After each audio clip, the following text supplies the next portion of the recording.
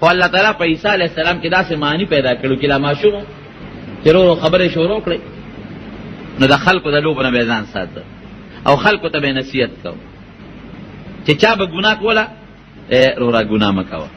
ناشنا خلک به ورته راغونډ شو، دا ماشوم بچي ته ګوره او خلکو ته نصیحت ته ګوره. او که چا به کفر او شرک کو د هغې به رد کوئ، الله نه ویرېږي، الله له شریک مه جوړوئ. په ماشوموالي کې دا نصیحتونه شروع کړل خلکو ته، او داسې نښې نښانې پکې رب العالمین په ماشوموالي کې ښکاره کړئ چې مور یو ځل لېږلی و چې داسې کاروبار به زده کړي. خامخا د مور په ذهن کې هم دی چې دا بچی مې دین هم زده کوي، عبادت هم کوي، خو چې څه زده کړي چې ځان له څه روزي او رزق خو هم ګټي که نه.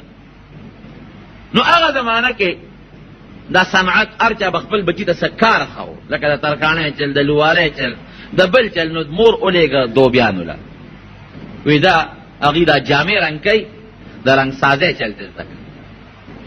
دې لاړه هغه دوبیانو سره خپل منځ او دس به هم کو، خلکو ته نصیحت به هم کو، هغې سره یې د جامو د رنګ سازی چل هم زده کو. هغه مشر دوبي یو ځل چرته ته عیسی علیه السلام ګورې لاره کوټې دې ماشو ورته یې ویې داسې چل به وکړي، دې له به شین رنګ ورکړي، دې جامې له به سور رنګ ورکړي، دې له به دا رنګ ورکړي، دې له به دا رنګ ورکړي. هرې ټوکړې سره یو ټوکړه وله وتړله، رنګ سازان اوس هم داسې کوي چې هغه لاړ هغه استاد نو د ټولې جامې راواخېستې په یو بالټي کې واچولې، یو چاټک او لګیا دی هغه ورسره دی لړی. او دی کې استاد راغی وایي څه چل دی وکړه، وایي دې چاټک کې مې چول خدای بنده دا دې څه وکړل، دې خلکو له به څه جواب ورکړو، دا خو تا ټول په یو رنګ کې چولې دي، دا خو یو شین رنګ جامه غواړي، بل سور غواړي، بل تور غواړي، بل خړه غواړي، دا دې څه وکړل، ټول دې یو رنګ کړل، دې خلکو له به د جامې تاوان د کم ځای نه راوړل، دا دې څه کړي دي. عیسی علیه السلام ورته استاد دا دې کېنه په خلا ته کېنه تماشا کوه. یو جوړه به چې راستله او چا پورې به شنه کپړه غوټه او نه به شنه راوته، همدا یو چاټی چې بلې ته به یې ګوتې کړی به سره راوته، چې بلې ته به یې ګوتې کړی به توره راوته.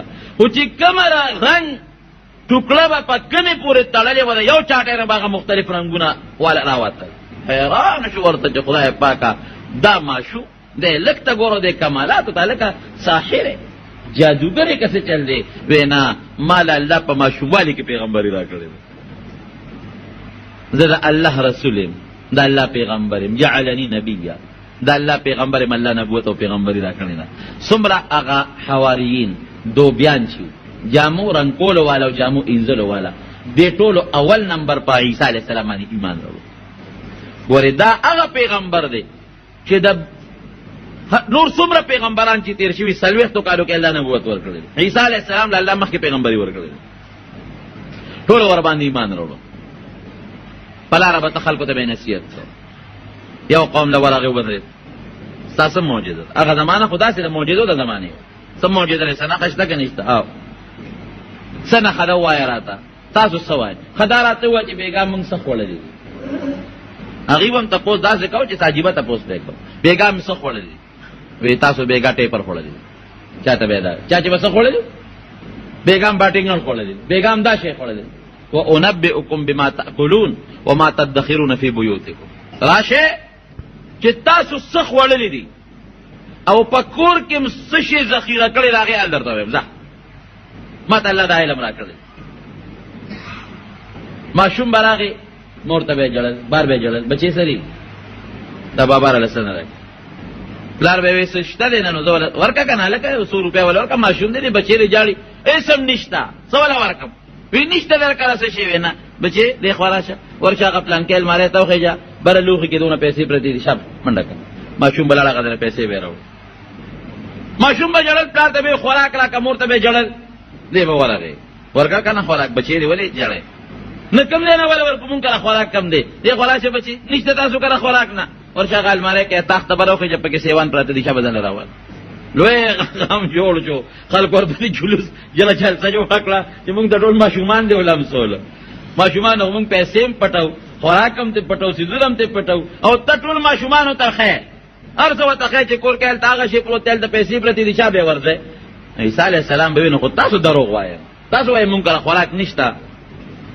خو چې کوم ځای به خلکو ته د رب العالمین د قدرت او د الله تعالی دلایل او د دین نصیحت کو او خلکو معجزې ښودلې او معجزه بیا ورته ښکاره کوله، ګورې سره د دې خلکو دا لوی طبیب تېر شوی دی دا غټ غټ طبیبان تیر شوي دي په هغه زمانه کې دا د طب زمانه وه دا دقیانوس او فیثاغورس او ارسطو او دا دور دغه زمانه کې تیر شوي دي لوی لوی د زمانې دا لوی لوی حکیمان چې دا نومونه اوس یادېږي دغه دور د دغې خلقو نو د طب یو لکه اوس چې څنګه د ساینس او د ډاکټرۍ یو دور دی او خلقو یو ساینسي دور دی په دنیا باندې په هغه زمانه کې د طب او د ډاکټرۍ او د حکمت یو دور عیسی علیه السلام د چې به څوک رالل مریض به وخا وایه که نه ستا څه معجزه ده نو ده به وایي چې کوم انسان په سترګو ړوند دي ړوند ابرئ الاکمه والابرص باذن الله په سترګو ړوند اکمه په عربۍ کې هغه ړوند ته وایي چې د مور نه پیدایشي ړوند دي چې کوم ځای وروسته ړوند شي نو د هغه بیا هم څه ناسه څوک علاج وکړي خدای پاک یې جوړ کړي خو چې دا د مور نه پیدایشي ړوند دي د علاج بیا ګران دی اکمه ورته وایي په عربۍ کې اب راغې ړوند دی خو راشه لاس دې پراخ کړ او د الله په حکم باندې به سترګې جوړې شو نظر به لګېدو راشه که نه اوس د دنیا یو ارسطاطالیس او د دنیا یو لوی حکیم دی راشي وی راشه ما سره په طب کې مقابله وکړي ځکه نه د دنیا یو ډاکټر دی راشي یو طبیب دی راشي او ړوند جوړ کړي زه جوړولی شم خو ورسره به دا ټکې وی چې باذن الله دا زما کمال نه دی ګورې دا د الله په حکم معجزه د پیغمبر په اختیار کې نه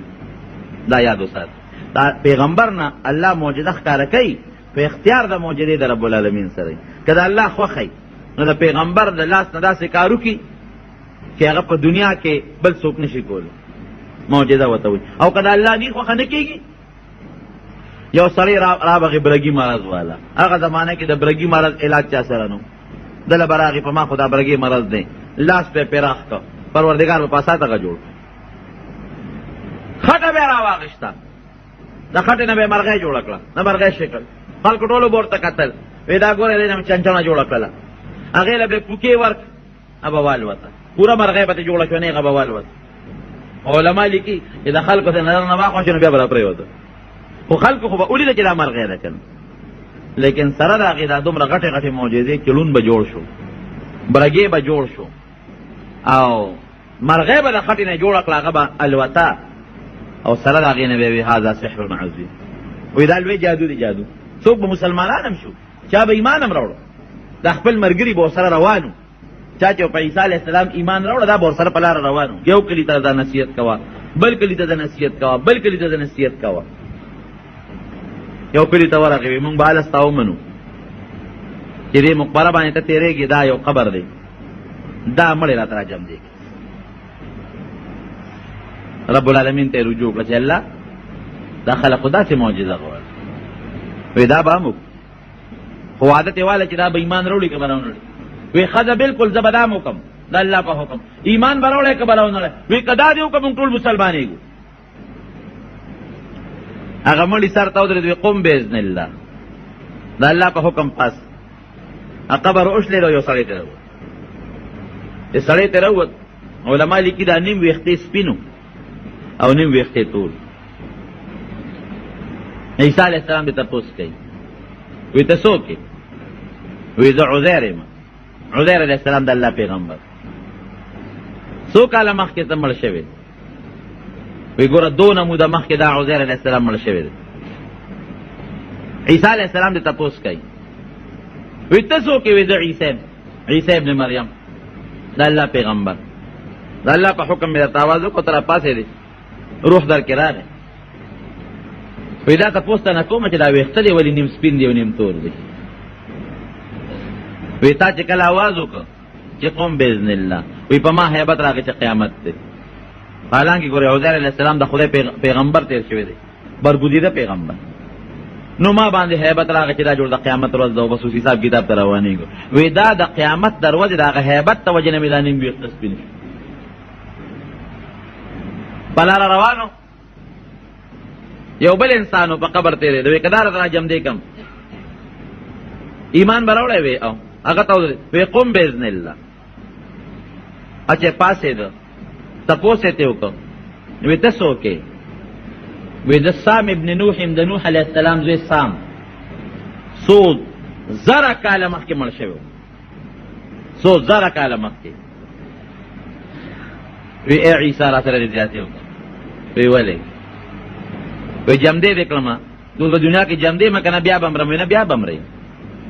وی زیاتې دې را سره. وی دا څنګه؟ وی زه چې مړ شویم زما زرګونه کال او شو چې زه مړ یم او قبر کې پروت یم، خو د زنکدن تریخوالی مې په داخله کې اوسه پورې پروت دی. نو اوس به بیا ما باندې زنکدن راځي، نو زه به بیا مرم. د نوح علیه السلام زه سام کومه زمانه کې 100,000 لکه کاله مخکې مړو، الله ته پته چې څومره کلونه تېر شوي. وی زه به الله ته سوال وکړم چې را باندې بیا زنکدن تکلیف نه راوړي. وی به دا مهرباني را سره وکړه. د الله نه سوال وکړو یا الله ته خو دې ساه واخله، خو د زنکدن تکلیف یو ځل پې تېر کړي دوباره پې مه تېروه. په لاره بل ځای روان دی، یو بوډی دی ژاړي، جنازه روانه ده، چغې وایي چغې وایي. عیسی علیه السلام پې رحم راغی، دا بوډی ولې چغې وایي؟ وی دا د دې بوډی یو زوی دی او پسې جاړي مړ شوی دی. وی کېره دا جنازه؟ وی بوډی دی خو راشه. وی ولې جاړئ؟ وی بس په دې جاړم چې دا یو زوی مې و نیازبین، پلار یې نشته، یتیم و او دی مړ شو. وی ښه که زه الله نه سوال وکړم او دا بچی د الله را جمدي کړي، ما به د الله رسول ومنې وی او خلکو ته یې مخ کړې. وی که داسې وکړم تاسو ټول به ما د الله رسول ومنې وی بلکل دا را سره وعده ده. د کټ سر ته ودرېدو، قم باذن الله. هغه هلک نیغ په کټ کې کېناست، جمدې شو. خو دا ټکې به یې ورسره وی چې ګورې قم باذن الله، د الله په حکم پاس. دا سفرزی قصه نه دی، قرآن حکیم کې الله فرمایي واحيي الموتى باذن الله، زبا د الله په حکم مړي جمع دي کوم. میت نه دی، موتا دی، مړي به جمع دي کوم د الله په حکم. په یو بل علاقه تېرېده، هلته چا بادشاه ته الوی چې ولک دلته راغلی دی، خلکو له دعوت ورکوي او ډېر خلک یې ملګري شو، بلا خلک مسلمانان شو. وی دا څوک ته؟ وی دا د الله پیغمبر. دعوی کړه چې د الله پیغمبر یم او ناشنا موجودي دي ورسره. بادشاه سلامه دا چل کوي، دا چل کوي، دا چل کوي، مړي جمع دي کوي. د دې بادشاه یو زوی و، امر شو، وی راولی. عیسی علیه السلام یې ورته بول، وی ته د الله رسول یې؟ وی ستا دا معجزه چې ړانده جوړی؟ وی د الله په حکم. برګیان جوړی؟ وی د الله په حکم. مړي جمع دي کوي؟ وی د الله په حکم.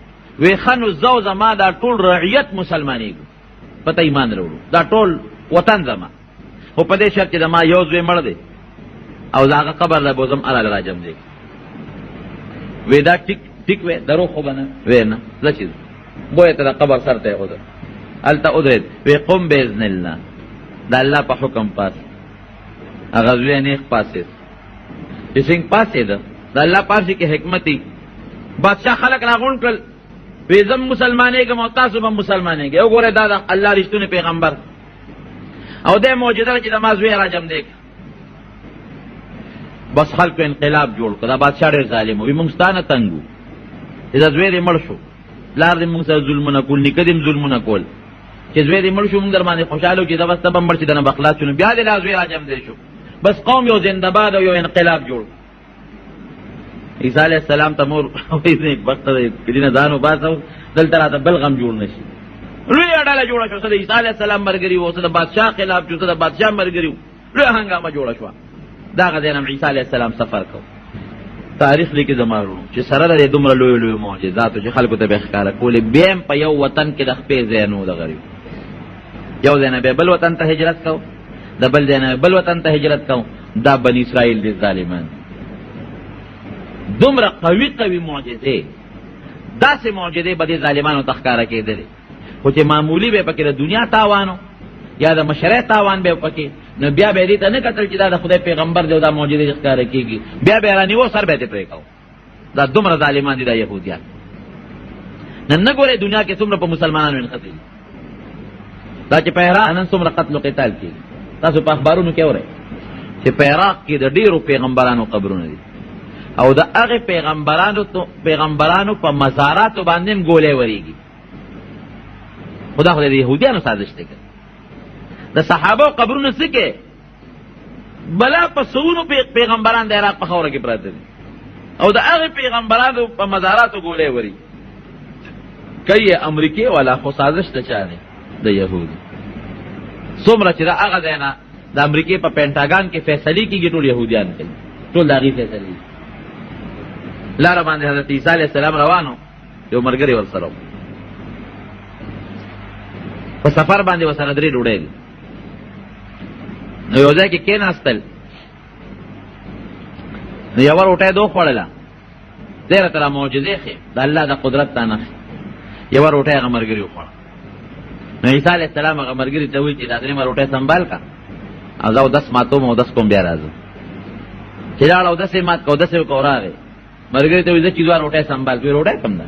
ملګري ورته وایي نه هغه 3 پاتې شو که د مونږ په سفر روان یو، مونږ ته به د روټۍ ضرورت وي. وایي 3 خو نشته، بس 2 روټۍ وي، یو ته وخوړه یو ما وخوړه. یا د خدای بنده 3 ډوډۍ دې څه کړه؟ وایي نشته. چې څه منځې لاړل، یو اوسۍ روانه ورسره 2 بچي دي. حضرت عیسی علیه السلام هغه یو بچي ته اواز وکړ، راله بچې چې راغې په چاړه یې لاله کړل، اور یې بل کر وته کړه.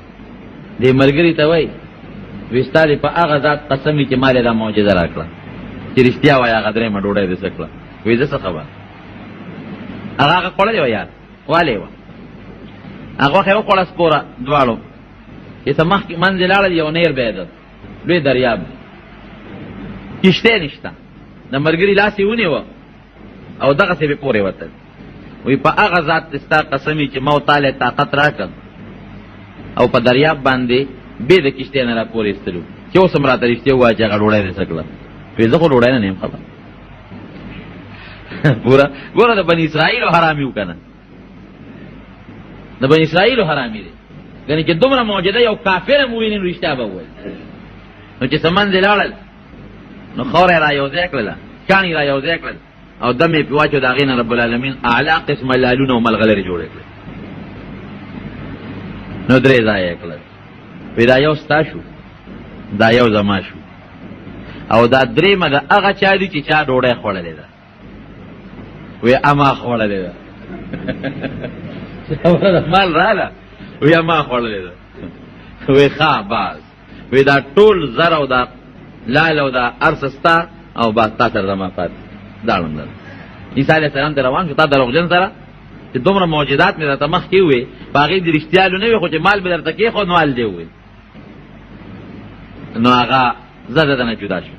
نو غله پرې راغلل، په دغه سړي چې غله پرې راغلل، هغې سره تورې مورې هغه زمانې چې څه سامان و ودرېږه څه کې چې سامان یې وله ولټوی چې بلا هغې وي وجنو یې دې ورته داسې کار دی ما سره وجنې، خو چې ما سره څومره مال دي 3 ځایه وي، یو حصه به ستا شي، یو غلطه وي، بلته وي، بله به ستا شي، یو به زما شي. وجنې به سله هغې په اړه کې سوچ کړه چې سره بې ځایه سړی مړ، زه خو مونږ له 2 حصې را کوي، نو دا هم ډېره ده. 3 واړه په هغه ځنګل کې کېناستل، وي حصه به یې کړه. یو بل ته وایي چې لکه اسم بلا پیسې را سره وشو، دا خو چې اوس بازار ته وځو خو بلا دولت کوي، ځکه چې که ډوډۍ خورو خو یو کس خو بازار ته لاړ شي ډوډۍ راوړي، یو په کس پکې لاړ بازار ته ډوډۍ راځي. نو چې روټۍ را واغېسته، نو هغه کې سوچ کړی چې دا خو بلا مال دی، او هغه 2 حصې د هغوی دي، یو زما دي، راشه په دې ډوډۍ کې ورته زهر واچوه. زه به وایم چې ما خو دلته وخوړه، زه موړ شویم تاسو یې وخورئ، هغې به ده وخوري، دواړه به مړه شي، نو ټول مال به ما ته پاتې شي. هغې دواړو په اړه کې سوچ کړی چې دا 3 پلار به رانه کم ولي حصه وړي، چې راشي دا یو به مړ کړو، په میان به نیم کو، نیم زما او نیم د دې بل ملګري. هغې ده ته سوچ کړی دی او دا هغوی ته سوچ کړی دی، خو چې دې سینګ راغلی دی په توره یې سر والې دی، خو یې غورځولی دی. هغې ووجه په دې خیال چې مال 3 ځایه کوو، نو 2 ځایه ولې نه کوو، او بیا په هغه ډوډۍ شروع کړی. هغې کې خو هغه زهر اچولي دي، خو ته خبر نو، خو چې څه یې وخوړل دا دواړه هم د خپې وغځولې مړه شو. چې عیسی علیه السلام کله واپس په لاره راته، مال همغسې پروت و، او دغه شاګرد یې ورسره دواړه غله مردار پراته وو.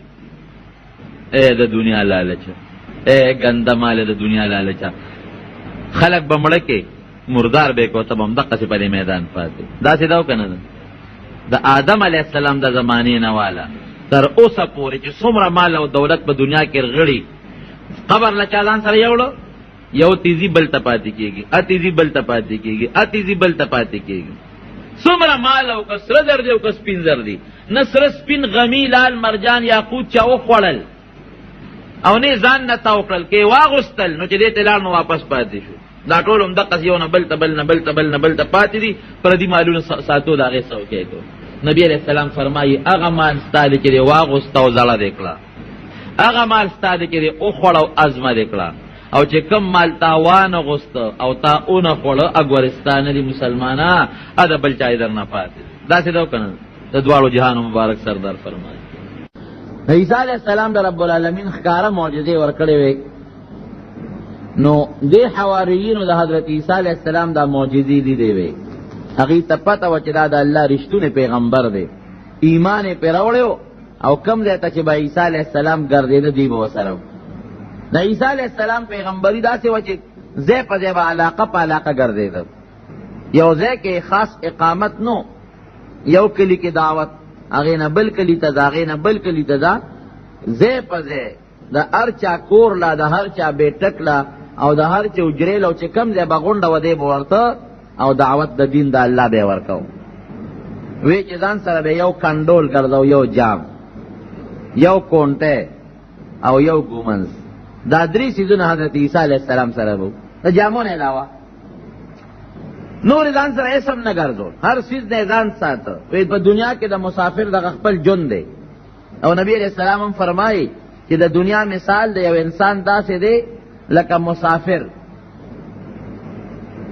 بلکې مسافر هم نه د لارې تېرېدونکي مسافر خو بیا هم یو ځای کې دمه کوي ځان سره یو جوړه جامې ګرځوي نه په لاره چې یو سړی تېرېږي هېڅ ټکانې نه معلومه نو حضرت عیسی علیہ السلام هم داسې و مسیح ورته وایي عیسی علیہ السلام ته په لاره سفر کوونکې ګرځېدونکې نو یو جام د اوبو دپاره او یو ګومن یو سړی یې ولید چې هغه د لښتي نه په لپ او بر اخیستی او څکلی اوهو ما خو جام ځان سره ګرځو چې دا پکې اوبس کم د جام نه بغیر خو اوبس کلی کېږي هغه یې وغورځو او ګومنز دې دپاره چې د خپل ویښته پې ګومنز کې وی په لاره تېرنی او بل کسو هغه په مخ لپه واچوله مخ سره یې ووینځل نو بیا په دې ګوتو باندې د خپله ږیره واروله ګوته کې دا ګوتې دې ږیره کې ورکولې او هغه یې وارول وی ما خو ویږه بغیر د ګومن نه ویښته نه واریږي دا خو د ګومن نه بغیر هم د سر او د ویښته واریدل کېږي ګومن یې ورپسې وغورځوله دغه امسا او ضروري جامې به ورسره وې او کوڅه په کوڅه او ځای په ځای به ګرځېده او خلکو ته به دعوت ورکو حواریین یې ملګري خلکو کې ډېر زیات مشهور شوی انتهایی زیات ځکه چې یو انسان د الله په حکم مړی جم دی کوي برګ مرض والا او ړوند انسان دا د الله په حکم جم دی کوي دومره شهرت یې مونته او نوجوان 40 کالو ته عمر لا نه دی رسېدلی بل الکانه ولا رب العالمین پیغمبري ورکړې وه ډېر لوی شهرت یې مونته نو هر چا به د معجزو مطالبه کوله نو یو ځل د حواریینو د خپلو ملګرو ته یو ځای کې مطالبه وکړه ای عیسی اذ قال الحواریون یا عیسی ابن مریم هل يستطيع ربك ان ينزل علينا مائدة من السماء وی اللہ تعالی دا سے بوکی اے عیسی اللہ بدا سے ہوکی کہ دا اسمان نا تیار خوراک مونگ لرا نازل کی لگیایو کنا تا سر خدمت کو خلق را دعوت ورکو اللہ تا خلق بلو کہ دا دے پخلی نو دا دے گٹے وٹے نو دا دے دوبی توب نو دا نورو قصو پسون اخلاص شو تیار خوراک رازی عیسی علیہ السلام خو پیشو کم قوم چې معجزه غوښتې ده او بیا پې ایمان نه دی راوړی هغه قوم الله تباه کړی دی هسې که معجزه راغلې ده د پیغمبر او چا منلې نه ده نو الله نه دی تباه کړی خو چې غوښتې ده او د هغې د پاسه یې مو نه مني نو بیا هغه قوم الله تباه کوي نو عیسی علیه السلام خو پوه شو چې دا معجزه خو دوی وغوښته او دا خو الله کولی شي وبې کي خو که بیا هم پې څوک ایمان راونړي یا څوک انکار وکړي تباه به شي وی اتقوا الله ان کنتم مؤمنین که مسلمانان یې دې خبرو نه پرهیز وکړي مه کوئ بس الله ته توبه وباسئ پام کوئ دا څه کوئ لږې معجزې مو لیدلې دی ورته څه وایي دی ورته وایي چې نه مونږ یو مقصد دی په دې کې زمونږ پکې دا مقصد دی چې دا به تیار خوراک راځي یو درستخان یو خوانچه به راشي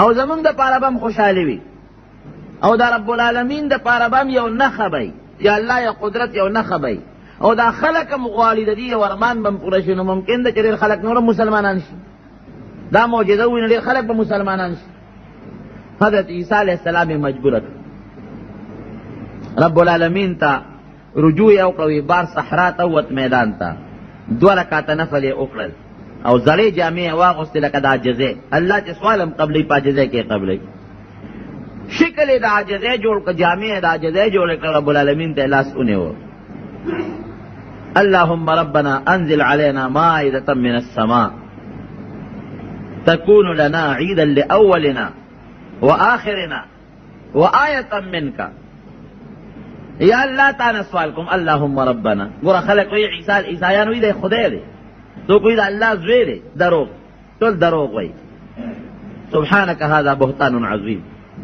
اگر اللہ تا سوال کی اللہم یا اللہ ربنا اے زمون پروردگارا اللہ تا سوالو کا حواریین تو شاعت ادرے گے نما پا دعا امین ہوئے انزل علینا مائدتا من السما دا اسمان نے یو خوانچرا ترا نازل کی دا اسمان ذکا چې دا زمکی دا رزق چې مونږ خورو دام دا اللہ دے کنا چې دا تپا کما خوانچا پرلت راتاو کے ورطا کینے نو دا خو که اللہ پیدا نکی نو منگے پیدا کولی شو پخپنا غنم یا جوار خود اللہ دا زمکی نریستی دی دا خدا اللہ قدرت و طاقت تی تبا محنت کیا رو باسی اللہ وینا دا خمستا دا خو اللہ دا اسمان نو این غوارو مائدتا من السما چی اسمان نا روانی و پستر گریوینو تکونو لنا عیدا لأولنا و آخرنا واللہ زمون دا خلقو دا پارم دا خوشحالے ذریعے او دا رستنو خلقو دا پارم دا خوشحالے ذریعے و آیتا منکا واللہ ستا یو قدرت یو معجزشی خلق اوینی او خلق پی ایمان روڑی معجزشی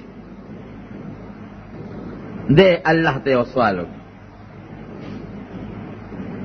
چی سوال یو که عیسیٰ علیہ السلام دی خپل قوم طویلو گوری یو خبر کوم معجزہ برازی خو کب دا دے معجزے سرم دا اللہ دا قدرت نے انکارو کو اللہ ذوالجلال پخپلا فرمائیلو قرآن حکیم کے اللہ فرمائیلو وی کتاب نازلوم خو کدا دے سرم دوی انکارو کو لأعذبنهم عذابا لا اعذبه احدا من العالمین دا سے سزا بورکم چی مخلوق دا خدای لبا میں پزمکا دا سے سزا چرتنی ورکلے گورے پوئے کا پا مخلوق دا اللہ لبا میں دا سے دا عبرت سزا چانم نی ورکلے قدیر چا بیا ورکو پوئے کا بس وینا بس ایمان با خام دا موجودہ دا منگا اللہ تا سوالو کا اخکارش دے اکرلا چی رب العالمین پا حضور کے دعا اکرلا ہوئی چی یو سپین اوریز رالا اگا سپین اوریز رو راخ کتا که دلو دا طول حواریین او دا عیسیٰ علیہ السلام مرگری او چی سمر مسلمانانو دا سی تماشگیر دارال طول ورطا سولال دی پا تماشا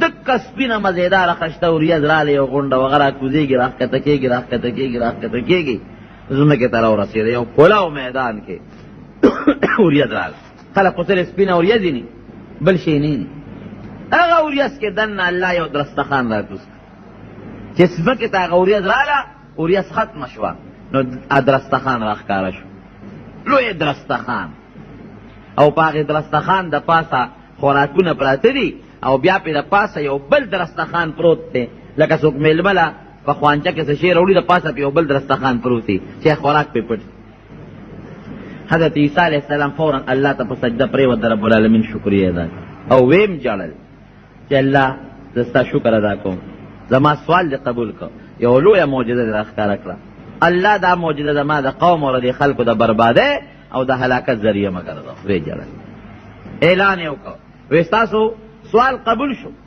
اللہ دا اسمان ندر تخوانچر اسکوز اکرا خو گواری شرط پکی دے چه مالدار بدا نخوری غریبانان بے خوری او خصوصا اغا خلق چه اغا بیمارانی رنزورانی اغا خلق با مخی کوئلون بے خوری داروغ بے رستو خوری خو مالدار بے نخوری صرف غریب بے خوری دے شرط مخیم نے مالدار و سریخ مالدار و طویلو چه نظر من خوار سے پورا دی دا موجود اخکارا کچه دا غریبانانی اخری دا منگا نوکران و دا چاکرانی اخری دا بیرلوی خبر دا شرط و سر مخی تلگم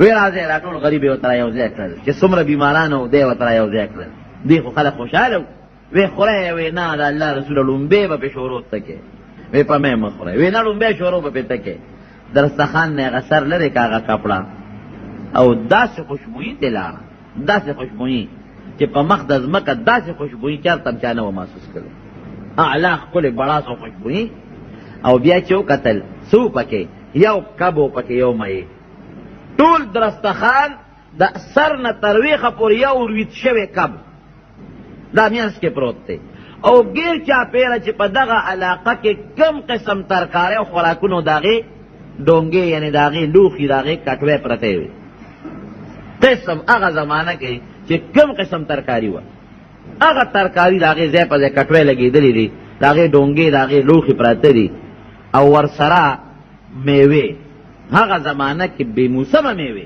چی سمروے اغا میوے تا گیر چا پیرا پرتی دی تر دې حده پورې زمون کتابونه لیکي چې سرکا، اچارونه، خواږه، یعنی کم نعمت چې د رب العالمین وو دا هغه ټولو نعمتونو نه دسترخوان ډک دی او منځ کې رویت شوی مزیدار علاقه پروت دی. لګیا دي خوراک شروع شو، خلکو ته خوراک وکړه، د الله دسترخوان. الله اکبر. زمونږ د انسان دسترخوان او بیا د رب العالمین د سخي ذات دسترخوان، او چې د پیغمبر موجوده او د پیغمبر په دعا راغلی، نو دې کې که زه ډېر تقریر وکړم چې دا شی و پکې دا شی و پکې دا، نو دا زه نشم پوره کولی. فایده او برکت پکې څوم داسې ډوډۍ چې چا څومره به خوړه، شربتونه ورسره، اعلی قسم زنجبیل د جنت شربتونه ورسره هغه ورسره څکه. نه خو په دې ډوډۍ کې دا شته چې چا به خېټه خرابه کړي، نه پکې دا شته چې په چا به دل راولي، ولې د الله مېلمستیا ده. نه په دې خوراک کې دا شته چې چاله به تکلیف ورکړي، بلکې کم بیمار چې وړی خوري جوړېږي، دا پکې بیل برکت دی. څومره مریضان چې راځي او خوراک ته خوري جوړېږي، د ډاکټر او د طبیبانو نه خلک خلاص شو. بعض علما وی روزانه به دا خوانچه راتله، او بعض علما وی نه یو د اتوار پر ورځ به راتله. خلک به ورته ناستو، خو دا بعض علما چې څوک وي د اتوار پر ورځ به راتله چې دغې خلکو به دغه اتوار د دې نه ډوډۍ وخوړه، تر بل اتوار پورې به معلوم ډوډۍ ته به ضرورت نه محسوسوه. او څوک وی نه چې روزانه به راتله، دوی به ورته ناستو، دقه سپینه وریځ به راله او د هغې په منځ کې به خوانچه راښکاره شوه، او حضرت عیسی علیه السلام به ته هغه د پاسه کپړه لرې کړه او لاندې به پکې هغه رود شوې کب او ګیر چاپېره قسم قسم میوې به وي، او د دنیا بیماران او مریضان به راتلل، خوراک به یې کو جوړېدل به 40 دن 40 ورځې پرله پسې دا خوراک راغی، 40 ورځې متواتر. سازش شروع شو صاحب، سازشونه خو شته که نه؟ لومبی هغه مالدارو سازش شروع کو، هو ولې هغوی ته تکلیف و، هغوی خدا وي چې زمونږ دا نوکران او چاکران دي، دا کار به مونږ له کوي او ډوډۍ به د عیسی علیه السلام خوري، ډوډۍ به د خدای د عیسی علیه السلام به وخوري، او کار به مونږ له کوي. هغوی چې تیار و مونږ ته هغوی د خانانو کار کوو، لیونیانو چې بیا کارونه کوو، لاړل کورونو کې ډډې ووایل ډېره که زمونږ کار خپل کار کوو، ډوډۍ له خلک کارونه کوي، ډوډۍ مونږ ته د جنت څخه تیاره میلاوېږي، په تاسو څه کوي چې رسخا ټوکړه موکړه به ته راکې تیارې میوې او صاحب د خان نه د هغوی خوراک مزېدار شو. ولې د جنت خوراک دی او قسم قسم میوې دي، او چې دا میوې دي ورته کېښودې او د جنت خوراک دی او پکې بیمارتیا هم نشته او روغ صحت پکې شته، نو چا کار کوي چې پردي خدمتونه ډوډۍ دپاره کوي. هغې وایي دا څه په مصیبت اورېدو ده، مونږ چې کوم نوکرانو کوم زمیندارو چې کوم کار به یې راله کوو، دا کارونه به راله څوک کوي. ښه اخوا حکیمانو ډاکټرانو غوبل جوړ کړ، هغوی بوک هړتال شروع چې زمونږ قصه ختمه شوه، خرابه شوه. ولې د دوی ګټه خو په دې کې چې څومره خلک نه جوړه، نو دکان روانې اوس خلک جوړ شو. او زمانه د چا وه؟ زمانه د حکمت او د طب د هغه لویو لویو بلاګانو چې هغه د زمانې لوی لوی فیثاغورس او دغه خلک چې د طب لوی لوی کتابونه یې لیکلي دي، او د دنیا خلک به هغوی له راتلل. د دغې خلکو دور او زمانه ده. ارسطو ارسطاطالیس، تاسو ارسطو نوم به اورېدلي په طب کې، دغه زمانه او دغه دور دی. هغې وی اوهو دا عیسی علیه السلام زمونږ رزق کې ګوتې ووهلې، دا دې څوک کړل؟ مونږ له اوس څوک راځي نه، ټول خلک ستا په ډوډۍ جوړېږي، نه مونږ خو دوکانونه دغه تش په کورسو ناست یو، مونږ له څوک چېرته راځي؟ هغې ځان نه غم جوړ کړ او لوی پراپېګنډه جوړه کړه، هذا سحر مبین، دا خو جادو دی، دوکه ده، سحر دی، دا څه کوې؟ د تیارې به بلد شي، سبا به دا رزق نی، بیا به هم کار ته ډډې نه لګي، څه کوې؟ خلک یې روچت کړل، صاحب لوی هنګامه جوړه شوه. عیسی علیه السلام پس لوی نفرت، بادشاه هم روچت شو، د بادشاه وزیران او دا خلک لوی غوبله جوړ کړه. یاره داس هلک خو مصیبت یې مونږ ته جوړ کړی دی، کله ماشومانو ته وایي کور کې هغه ګوټ کې خوراک پروت دی، وشه راواخله ټول ماشومان راته په دې لمسئ، کله دا شی کوي کله هغه شی کوي، دا څنګه مسله جوړه شوله؟ بس عیسی علیه السلام خو پوه شو. بیا دومره ظالمان دا د یهودو ګورې ښه، دا ټوله خبره مې همدې لپاره شروع کړې ده درته. دا سازشیان ټول یهودیانو، یهود د زمانې، دا دغه وخت کې بل مذهب نو یهودیانو، او عیسی علیه السلام پکې راغی دغه حواریین د عیسی علیه السلام ملګري د عیسایان، باقي چې څومره ټول یهودیان. لویه پراپېګنډه جوړه کړه، بادشاه ته وایي دا عیسی علیه السلام وجل پکار، دنه دا وطن خلاصول پکار، دا خو به سبا بادشاه سلامت ستا فوج کې هم څوک نوکري نه کوي، ستا پولیس کې به هم څوک نوکري نه کوي، ستا خدمت به هم څوک نه کوي، ځکه تیاره ډوډۍ ورته میلاوېږي. سبا بوله دا پیغمبر دې د جامې بندوبست هم وکړي، دا هر څه به راته نظام ټول مفلوج شي، دا به څه کوو؟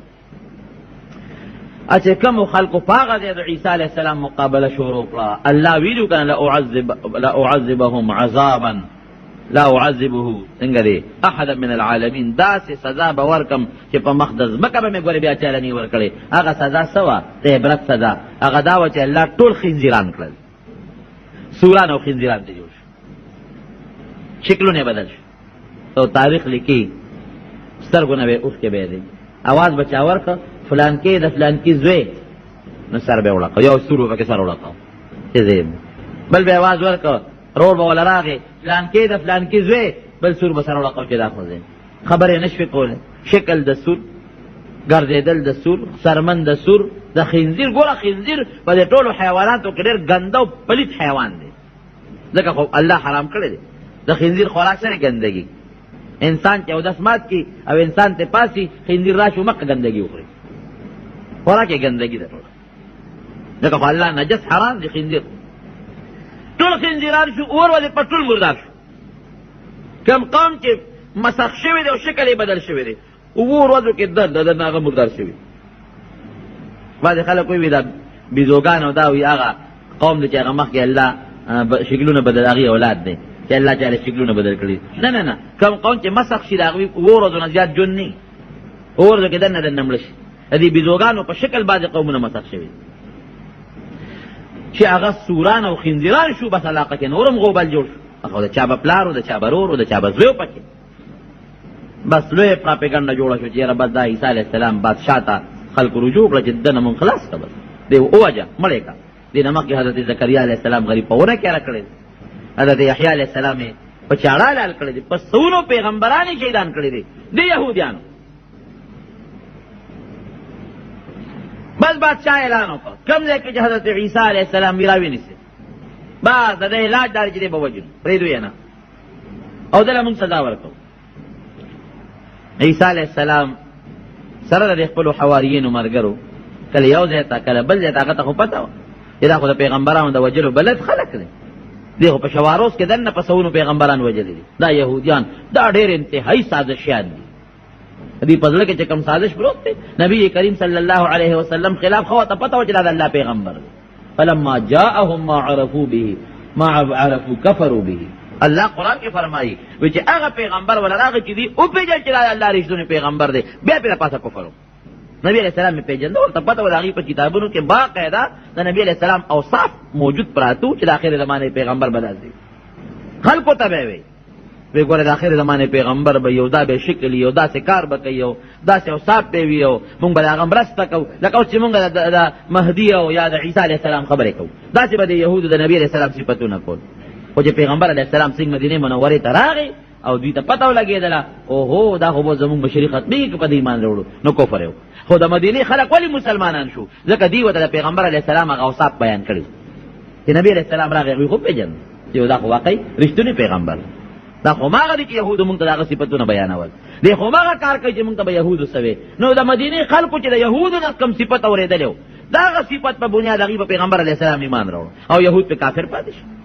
عبدالله ابن سلام لوی یهودي و غټ د یهودیانو مشر و، راغی نبي کریم صلی الله علیه وسلم ته مخامخ ورته ودرېده، یو څو تپوسونه یې ترې وکړل، چې تپوسونه یې ترې وکړل لاس یې ورکړو د الله پیغمبر الله ته دې خوا کړه، اسلام یې راوړه، مسلمان شو. هغه ټک خدای پاک مسلمان کړ. وی ان وجهک لیس بوجه کذاب، اے پیغمبر ستا مخ د دروغجن سړي مخ نه دی ګورې، تو مغه پیغمبر چې زموږ په کتابونو کې د آخر زمانې د پیغمبر کوم صفت ذکر او مغه خو د الله رسوله داسې کار وکړه چې یهودو له لړ شه زه به ځان پټ کړم، غږ به نه کوې چې عبدالله ابن سلام مسلمان شوی دی. ولې که پته خلکو ته پته ولګېده نو بیا به قصه بدله غږ مه کوه، زه به هغې کې کښېنم. دې لار ټول یهود یې راغونډ کړ. تاسو راځئ د آخرې زمانې د دعوه کړي د پیغمبرۍ څو خبرې ورسره وکړو، نبي علیه السلام ورغی تپوس ته کوي، مخکې خو هغه ایمان راوړی ځان یې پټ کړ. وی عبدالله ابن سلام تاسو کې څوک شته؟ وی او جي. وی څنګه سړی دی؟ وی خیرونه مونږ ټولو کې غوره سړی دی، بهترین. وی نسب یې څنګه دی؟ ابنو خیرنا زمونږ په بهترین نسب والا سړی، بهترین پلار نیکه په نسب ډېر اعلی او ډېر بهترین او ډېر ښه سړی. وی که دا عبدالله ابن سلام مسلمان شي تاسو به ایمان راوړئ؟ وی خدای دې هغه د ایمان نه وساتي، هغه خدای دې ایمان نه وساتي، ستا د ایمان نه هغه اسلام نه راوړي. وی کم یو دی ورېږه اپاسه ده وی اشهد ان لا اله الا الله واشهد ان محمدا عبده ورسوله. ځکه نبی علیہ السلام مخکې دعوت ورکړ، هغه سوالونو جوابونه هم ورکړي، وی تاسو چې څو مو پیژنئ او ته رښتونی پیغمبر او د ما در باندې ایمان دی. اوس وی سوایه وی شرنا وابن شدنه وی ګنده سړی بل نشته او نسبی وی دا خراب سړی دی. وی نبی علیہ السلام ته عبدالله بن سلام وی صاحب دغه نه یریدم، وی دا بهتان والا قوم فخپل وی ان اليهود قوم بهتون. عبدالله بن سلام وی زما دا قوم یهود داسې قوم دی چې بهتانونه تړي. یو دلته چاته پوښتنه کوي قرآن حکیم کې الله فرمایي یعرفونه کما یعرفون ابناءهم. یهودیان دا نبی علیہ السلام داسې پیژني چې دې رښتونی پیغمبر دی لکه خپل بچی چې سړی څنګه پیژني چې دا زما زوی دی. وی دا رښتیا دي. عبدالله ابن سلام ورته څه وی؟ وی بالکل. وی په خپلو بچو کې م شک شته او په ده کې م شک نشته. د خپلو بچو نه ښه پیژنو چې دا د الله رښتونی پیغمبر دی. وی ځکه بچو کې م شک ځکه دی چې پته نه لګي چې ته ښځې م غلطي نه کړې، مونږ ته پته نه لګي چې ته او ده کې م دا شک نشته. دا راته پوره سوچه دی، ټول قوم ته مې پته ده چې دا د الله رښتونی پیغمبر دی. ظالمان دي.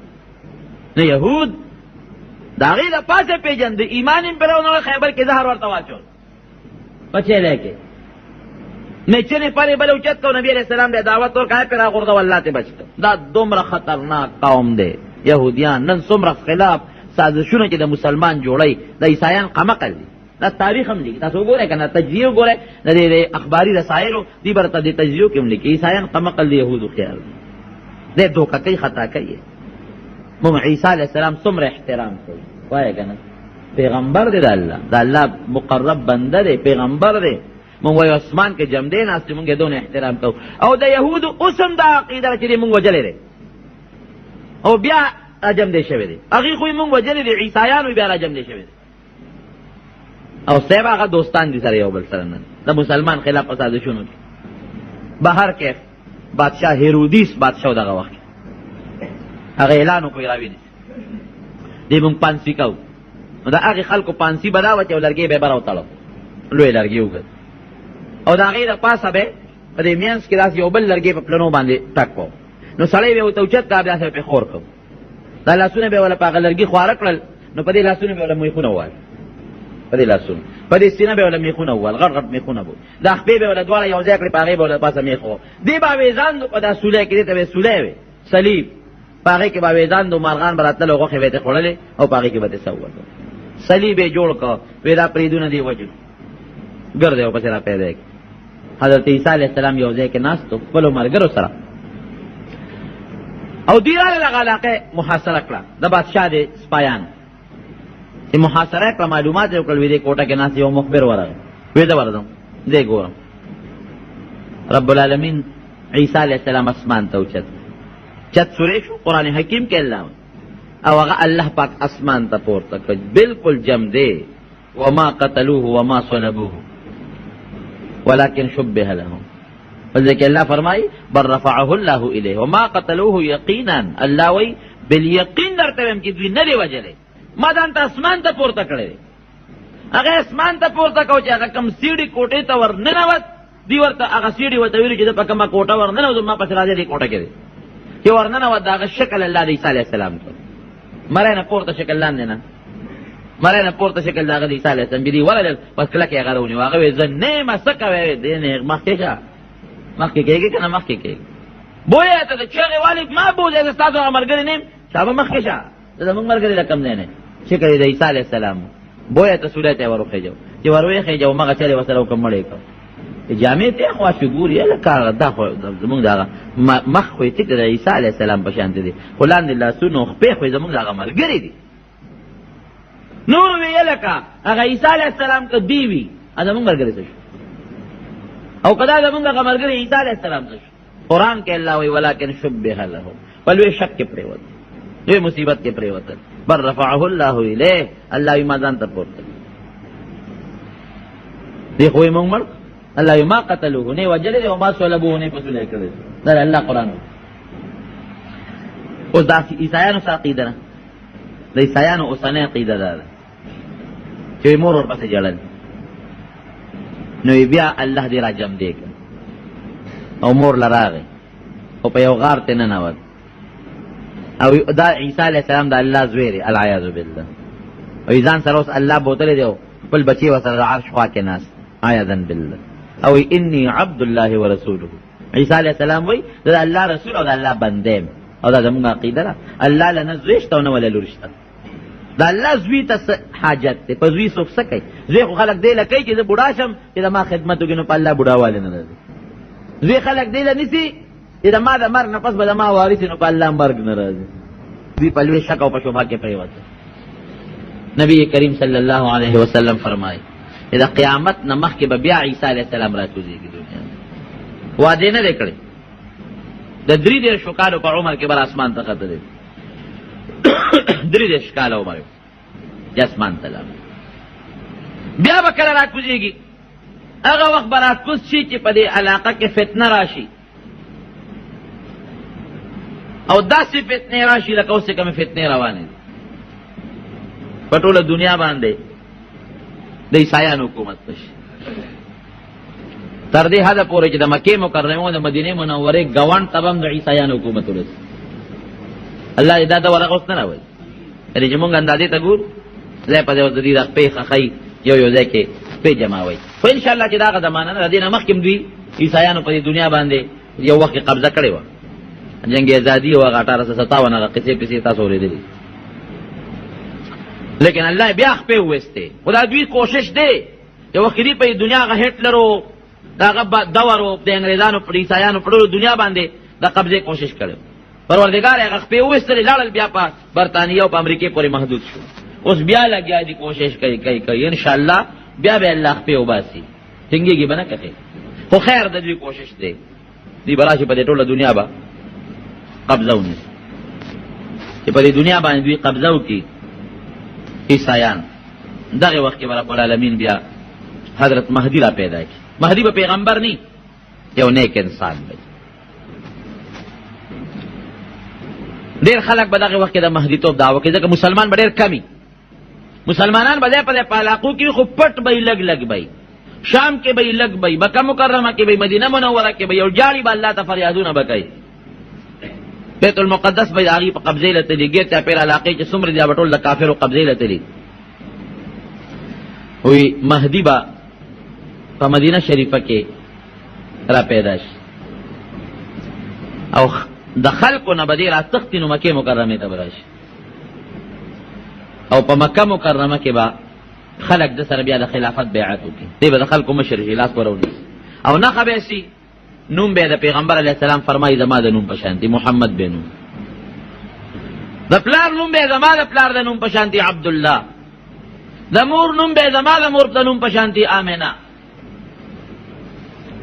او ظاهري شکل او خوی به زما په شانتي او دوه به غټې نښې وي دوه یو نښه به دی چې په دغه روژه کې چې خلک د سره د بیت الله په خوا کې بیعت کوي د شپې به سپومې تندر نیسي ټوله دنیا به ورته وګوري چې سپومې تندر ونیوی او په 15مه روژه باندې به نور هم تندر ونیسي هم په د روژې په میاشت کې به سپومې هم تندر نیسي او د هغې روژې په 15مه روژه باندې به نور هم تندر نیسي او دی به د مقام ابراهیم سره خوا کې وي چې خلک به د لاس نه رونیسي او بیعت به ورسره وکړي او غټه نښه به بله دی چې د اسمان نه به یو غیبي اواز وشي هذا خلیفة الله دا د الله خلیفه دی مهدي اطیعوا له واسمعوا له دا اطاعت تابعداري وکړي او خبره یې واورئ دا یو غیبي اواز وشي دا به غټه نښه بس خلک به یې رونیسي او بیعت به ورسره وکړي خلیفه به یې کړي خلک او دغه عیسایانو خلاف به د جهاد شروع نو دې بدان سره د مکې مکرمه د مدینې منورې لښکر راوالي او دمشق شام ته به راشي. عیسایانو سره جهادونه به شروع شي کله یو طرف ته جهاد کله بل طرف ته جهاد عیسایان به هم پکې مري او مسلمانان به هم شهیدان کېږي او دی به بیا راشي بیت المقدس ته چې دا کوم موجوده شام دی دا علاقې ته به راشي دا به بله فتنه به راوځي دغه مخکې د عیسایانو فتنه وه بله غټه فتنه به راوځي چې هغې ته به د دجال فتنه وایي دجال به راوځي دا یو لوی خبیث په زنځیرونو په جزیره کې تړلی دی به راخلاص شي او دی به ګرځي په دې خلک به په ایمان راوړي دعوه به کوي چې انا ربکم ستاسو رب یم انا الهکم ستاسو لوی خدایم په ما ایمان راوړئ خلک به لګي دړادړ په ایمان به خلک راوړي ولې ځکه چې هغه سره به ډوډۍ به نن سبا خلک ډوډۍ لپاره هر څه پرېږدي، هغه سره به مالي دولت به د ځمکې دا خزانې چې په لاره ځي الله به داسې قدرت او طاقت ورکړي چې په دې غرونو کې یو ځای په ځای څومره سره زر او سپین زر پراته دي، هلته به ورته پته وي راوبغورو ځمکې ته راوباسه سپین زر سره زر دی او سره زر به میدان ته راوباسي. نو چې خلکو لروره څوک سره او سپین ورکوي په ایمان څوک څه کوي؟ د پیسې لپاره قسم دی چې خلک ایمانونه نه چې هر څه پرېږدي. ولې نه پرېږدي؟ دا چې څومره د امریکې او د یهودو ایجنټان دي دا څوک دي؟ دا مسلمانان دي. د پیسې لپاره د یهودو ایجنټي کوه، د پیسې لپاره د عیسایانو ایجنټي کوه، د پیسې لپاره د مسلمانانو خلاف سازشونه کوه، نو پیسې لپاره دي. نو خلکو له پیسه به ورکوي، دولت به ورکوي، مال ډوډۍ هر څه به ورکوي او ګرځي به په دې ټوله دنیا باندې چکر به لګوي. او چې څوک یې خلاف کوي ورسره به اور رواني، اور هغه اور کې به یې غورځوي. او چې څوک په ایمان راوړي خوشحالۍ به وله ورکوي. نبی علیہ السلام فرمایي چې ګوره د هغه اور جنت دی او هغه سره چې کم مال او دولت او باغونه دي دغه جهنم دی. څه مطلب؟ که اور ته وغورځولې یریږه ما نیغ به جنت ته ځي، او که خوشحالۍ درکړې نو ظاهر کې خو جنت دی، خوشحالي دا باغونه مال دولت دی، خو دا د جهنم ذریعه ده. د مدینې منورې خواله به ورسي، وایي دجال به په ټوله دنیا ګرځي، صرف مکې مکرمې او مدینې منورې ته به نشي داخلې دی. د دې دواړو ښارونو په لارو په کوڅو په درو باندې الله به فرشتې ودرولي، دی به نږدې کېدی مرته نشي. مدینې منورې د خواله به ورسېږي، نو وی زلزلې به په دې دواړو ښارونو راشي. نو چې کم په دې دواړو ښارونو کې خراب خلک وي هغوی به ترې راوځي د مکې مدینې نه، د ملګري به شي، نیکان به پکې پاتې شي. یو کس به راشي د دې دجال چې کم څوکیداران دي هغوی ته وایي څه شو هغه دجال؟ هغوی به وایي ښه ده موږ د خدای ګستاخي کې هغه زمونږ خدای دی مړی کې. انور به ورته وایي نه تاسو خپل خدای په دې تاسو ته نه دي چې زما متعلق څوک هر څه وي وجنې به نه ماله به یې راولئ، دی چې خپل خدای لی بوځي. دا سړی به ونیسي دجال ته به ور مخامخ چې ور مخامخ یې کړي ورته چې ورته وګوري او ما خو پوره یقین راغی چې تو مغه دجال یې چې د کوم متعلق هم ته دواړو جهانو پیغمبر ویلی دی. ولې؟ ځکه نبي علیه السلام فرمایي وی دا ښی سترګه به لکه د انګور په شان تکه شنی ړنده به یې ړنده، او لکه د انګور شین انګور په شان به بار روتي د شینولي په شان دی، قبیحه به ښکاري. او یې ګورې پوه شئ ای مسلمانانو الله ګورې ړوند نه دی، د سترګه ړنده ده. او په دې تندي د پاسه به یې لیکلي کافرې، کاف الف فیرې کافر، دا به په تندي د پاسه لیکلی شوي، خو مسلمان به پې پیږي کافر به پې نه پیږي. مسلمان به پیږي چې دی پې لیکلی. نو چې څنګه ورته وګورې وی موږ ته ما یقین راغی چې تو ماغه خبیثې دجالې د چا متعلق چې موږ ته د دواړو جهانو سردار فرمایلی. دجال به د بټه رونیسي، خلکو ته به یا خلکه که دی زه مړ کم او بیا واپس جمدې کم زمونږ خدایي به ومنئ، زما خدایي. هغوی به ورته وایي صاحب موږ پکې مخکې لا شک کله کړی دی، ته خو عظیم زمونږ خدای. وی داسې به یې د دواړو خونه ونیسي، دغه مسلمان بنده به ونیسي او داسې به یې راکاږي، نیم به یو خوا غورځوي نیم به بل خوا غورځوي، مړ به شي. او بیا به یې د دې وجود په دې منځ کې داسې چکر ولګوي، نیم وجود هلته پروت دی نیم دې خوا پروت دی، داسې به لاړ شي راشي. وی مړ مې که که نه؟ خلک به وایي او صاحب. وی واپس یې جمدې کړم، که مې جمدې کړه تاسو به ما ومنئ چې زه خدای یم؟ وی صاحب مخکې نه م منلې. بیا به ورته اواز وکړي، دواړه اندامونه به یو ځای شي، بیا به جمدې شي. چې جمدې شي دجال به دې تپوس وکړي، وی وایه که نه اوس مې خدای منې که نه؟ وی اوس مې در باندې پوره یقین راغی چې هغه خبیث دوکه‌باز دجال دی. اوس خو دې پوره ما ته خپل پیغمبر هم دقسې ویلي چې یو کس سره به دا چل کوي، اوس مې پوره یقین راغی. وی خرابي نیسي بیا وجنه. نبی علیہ السلام فرمایي چې یو ځل د یو سړی مړ که دوباره نشي وجلی، طاقت یې نشي پیدا کړی، زور به ورکوي نه به شي وجلی. وی ورشه چاړه راوړی، چاړه به راوړي، چاړه راوړي په مری به ولې ږدي. نبی علیہ السلام فرمایي دا مری به ولې الله را تانبې په شان کړي، وجلی به یې نشي. اور به بل کړي، اورېږه دې ته یې دله غورځو، اور کې به یې وغورځوي، الله به پې اور ګلې ګلزار کړي. هغه سړی به خلکو ته چغه وایي دا څنګه خدای دی، دا ما خو دې مړ کړي اوس، دا دجال دوکه‌باز. دا هغه ځای نه به دجال روان شي، لویه فتنه ده جي. نبی کریم صلی الله علیه وسلم د دجال ذکر کو په یو مجلس کې. تمیم الداری او صحابي دی، هغه موږ مرګري وسره دا نه الله نبی علیہ السلام زمانه کې لګي ښکار کړی. وی په کشته کې سوارو بدبانی کشته و د هوا په زور چلیږي. وی هوا د سمت مقابل بل طرف نه رااله زمونږ کشته یو جزیره ته یوړه. وی هغه جزیره کې مونږ شو انسان پکې نشته. اوس په دې سوچو چې دا جزیره کې د هوا د طوفان ختم شي مونږ بیا خپل کشته ته وخیږو او روان په خیر جزیره ته چې مونږ څنګه ورلو یو حیوان دی ناشنا حیوان دی او داسې ویښته دي په ببر ټول وجود یې په ویښتو کې ډک دی. وی مونږ ته ویریدو وی مونږ سره خبرې شروع وکړه چې تاسو څوک یې؟ مونږ وایو چې مونږ خو عرب یو. وی مه یریږئ زه جاسوس یم جاسوس. خدای پاک جاسوس دلته څه کوي؟ دا خو لوی بلا ده دومره ویښته دي پکې ټول وجود یې په ویښتو کې ډک دی دا څه بلا ده؟ وی ما ته تعجب په نظر ولې ګورئ تاسو ورشئ اخوا د دې اونو نخوا وروړئ هلته کې یو بله شی به ووینئ. ما ملګرو ته وایي چې تاسو راځئ چې ورشو چې دا بل شی به سي ده. وایي چې هلته ورلو یو انسان دی چې په زنځیرونو کې تړلی شوی دی د خپو نه هم تړلی دی او د لاسونو نه هم تړلی شوی دی په غټو غټو زنځیرونو او ټوپ کي داسې اوچت شي او بیا راخلاص شي او یو لوی چغه وباسي. وایي مونږ ته تپوس وکړو چې ته څوک یې ویریدو ته. وایي چې د دجال یم دجال. تاسو د کوم ځای یې؟ مونږ وایي مونږ د فلانکي علاقې. وایي رانه تپوس وکړو چې یاره هغه د امیینو پیغمبر د نبی علیہ السلام یو لقب نبی الامیین دی هغه پیدا شوی دی. مونږ وی او کوم ځای دی؟ مونږ د مکې مکرمې نه تللی دی او مدینې منورې ته هجرت کړی دی. ملګري شته که نه؟ او ملګري خو شته. جګړې ملګرې چا سره شروع کړي دي که نه؟ او جي جنګونه خو ډېر شروع دي. کله بیا وله شکست ورکوي کله په خپله ملګري دغه کښي. په فلانکې علاقه کې چې هغه تبري ښار کې هغه دریاب دی هغه شته او جي شته. وی ښه ان قریب ده چې دغه دریاب به اوچ شي یو ساس کې اوبه به پکې نه او داسې څه نورې خبرې م راته وکړې. مونږ وی ته څوک یې؟ وی د دجال یم. نبی کریم صلی الله علیه وسلم له راغی او د دې نه مخکې نبي علیه السلام مبارک صحابو ته د دجال متعلق لوی تقریر کړی بیان یې کړی. دی راغی مدینې منورې ته او راغی پیغمبر علیه السلام ایمان راوړو مسلمان شو او د ایمان نه پس وی صاحب یو قصه درته نه کوم وایه. وی دغسې په لاره را روانو یو جزیرې ته لاړو دغسې یو بلا مې ولیدله. وی دې خلکو ته ووایه تمیم الداري هغه ټوله واقعه هغه صحابو ته بیان کړه. صحابه وی اشهد ان لک عبد الله ورسوله ځکه د الله رسول تا چې راته کومه قصه د دجال کړی بعیني هغه خو د نه واورېدلی او د راته هغه ټوله پوره قصه وکړه. مدینه منوره کې یو سړی و یهودي و دا غزوې و په مدینه منوره کې.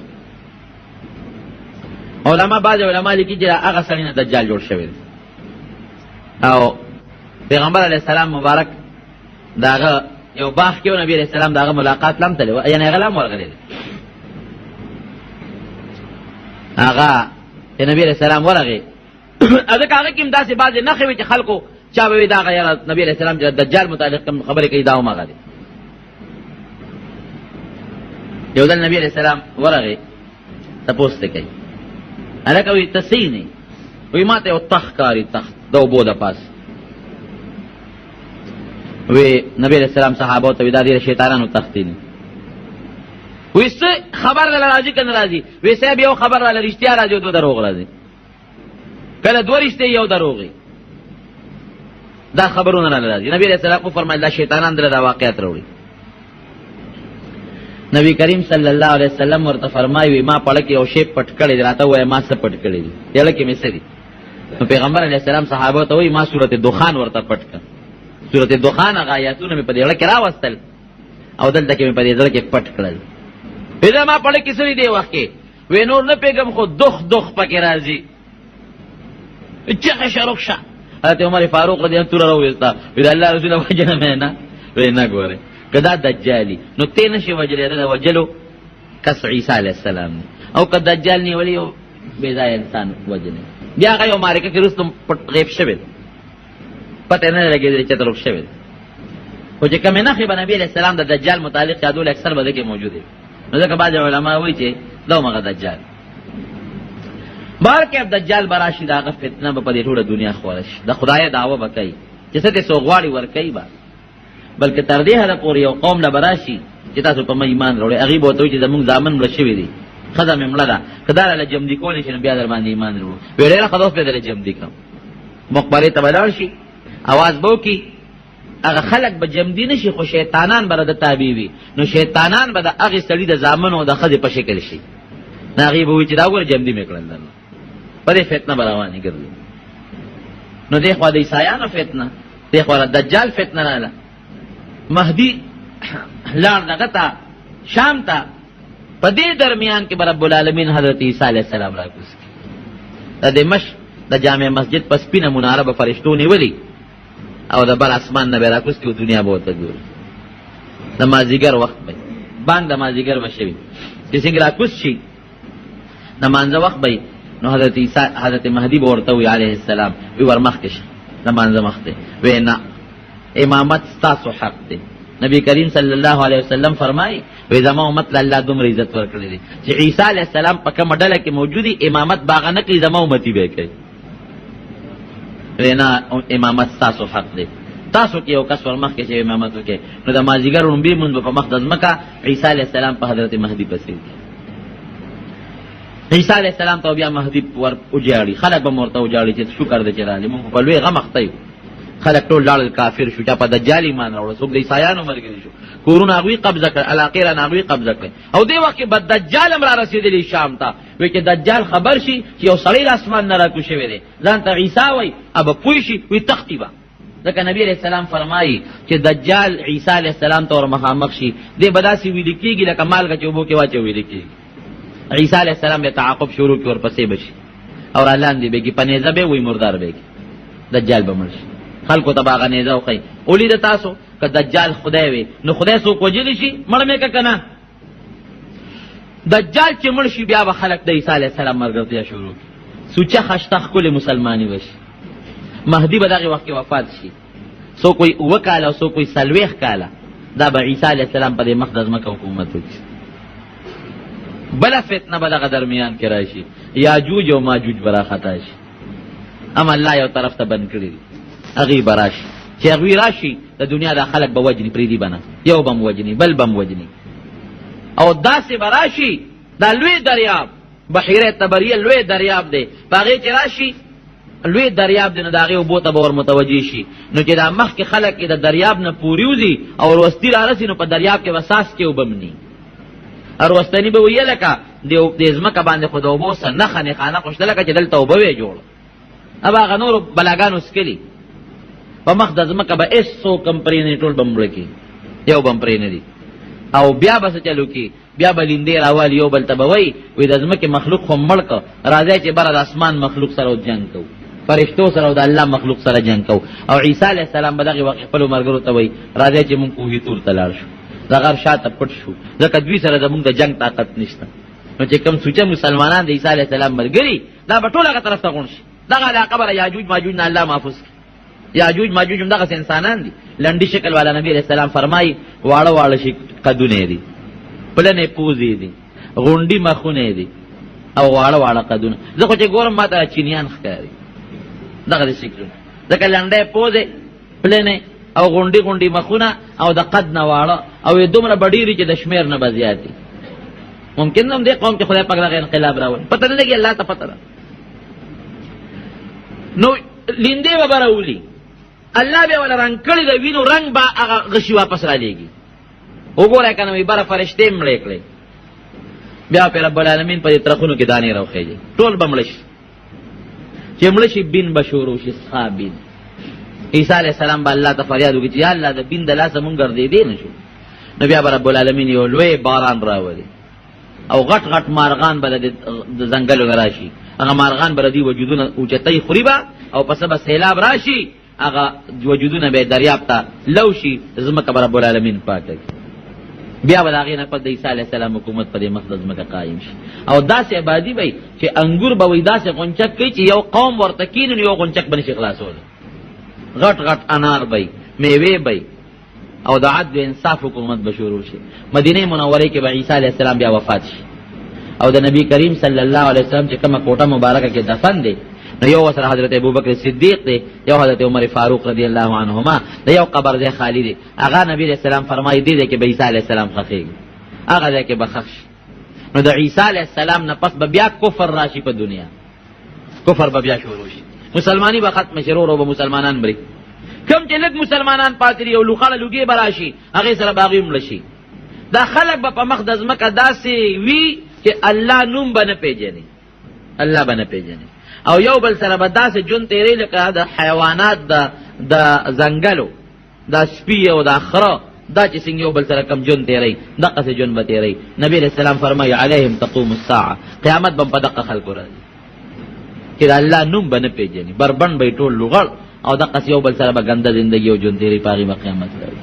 نو دا زمونږ عقیده ده چې حضرت عیسی علیه السلام اسمان کې جمدی دی بلکل، الله به راکوزوي، هغه صلیب به ماتوي کوم ته چې عیسایان سجدې لګوي، هغه خنزیر عیسایان ورته مقدس حیوان وایي هغه وجني، هغه به علانۍ او ختموي به او خلکو ته به دا ښکاره کوي چې زه ګورې نه خدای ما نه د خدای زویم، زه د الله بنده.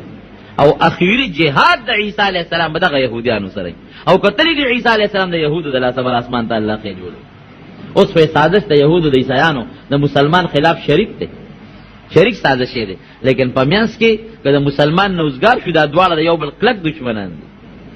ولې؟ ځکه یهود اوس هم د عیسی علیه السلام متعلق ډېر غلط سوچ لري، ډېر انتهایی غلط. مونږ ورته الله بنده وایو، مونږ ورته الله پیغمبر وایو، هغې ډېر غلط سوچ لري. نو خبره مې دې پوره کوله، یو خو د عیسی علیه السلام متعلق بیان مې درته او بل د یهودو او دغې خلکو هغه سازشونه مې درته بیان کړل. نبي علیه السلام فرمایي چې کله دعا کوې نو په دعا کې یو دام وایي چې الله ما مونږ د دجال د فتنې نه وساتي. هېڅ پته نه لګي د الله د انقلاب په لس کاله کې او 15 کاله کې دننه د انقلاب راوستی شي، د دجال د فتنې نه دې الله محفوظ وساتي. او رب العالمین دې د یهودو د عیسایان دا زور وبکي دا دې ولا خدای ختم کړي. الله دې مسلمان له غلبه او الله طاقت ورکړي.